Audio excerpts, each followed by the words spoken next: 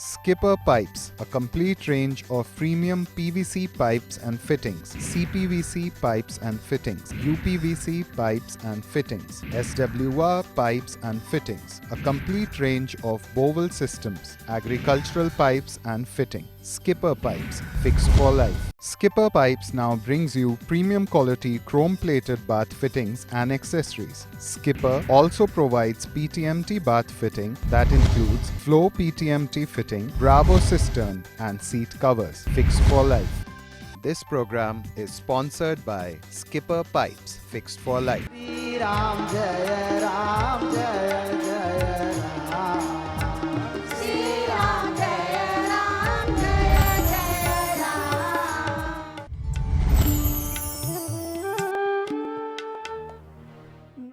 नमस्ते सदा वत्सले मातृभूमे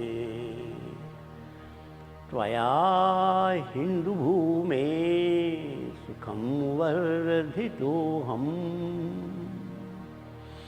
महामङ्गले पुण्यभूमे त्वदर्थे पतत्वेशकायो नमस्ते नमस्ते रत्नाकराधौतपदं हिमालयकिरीटिनीं ब्रह्मराजर्षिरत्नाढ्यां वन्दे भारत मातरम्। उत्तरं यत् समुद्रस्य हिमाद्रैश्चैव दक्षिणं वर्षं तद् भारतं नाम भारतीयत सन्तति। प्रभो शक्तिमन् हिन्दुराष्ट्राङ्गभूता इमे सादरं त्वां नमामो वयम्। त्वदीयाय कार्याय बद्धाकटीयम् शुभामाशिषं देहि तत्पूर्तये। लोकाभिरामं रणरङ्गधीरं राजीवनेत्रं रघुवंशनाथं कारुण्यरूपं करुणाकारं श्रीरामचन्द्रं शरणं प्रपद्ये। श्रीरामचन्द्रं शरणं प्रपद्ये। मनोजवं मारुततुल्यवेगं जितेन्द्रियं बुद्धिमतां वरिष्ठं वातात्मजा वानरयूथमुख्यं श्रीरामदूतं शरणं प्रपद्ये। श्रीरामदूतं शरणं प्रपद्ये। विजेत्री च न संवता कार्यशक्तिर्विधायास्य धर्मस्य संरक्षणं